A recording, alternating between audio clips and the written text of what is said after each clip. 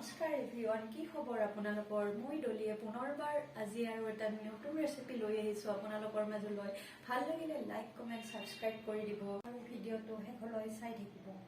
আজিৰ ৰেচিপিটোৰ বাবে কি কি সামগ্ৰী ব্যৱহাৰ কৰিম?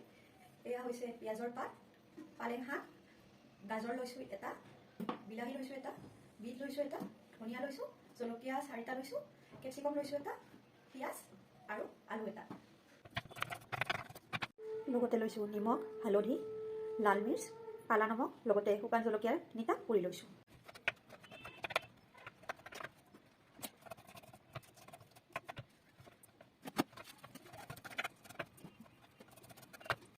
সকলোবোৰ পাচলি কুটা হৈ গ'ল।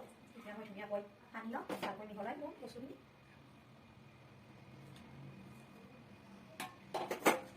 প্ৰথমতে পানী এড নকৰোঁ, লাহে লাহে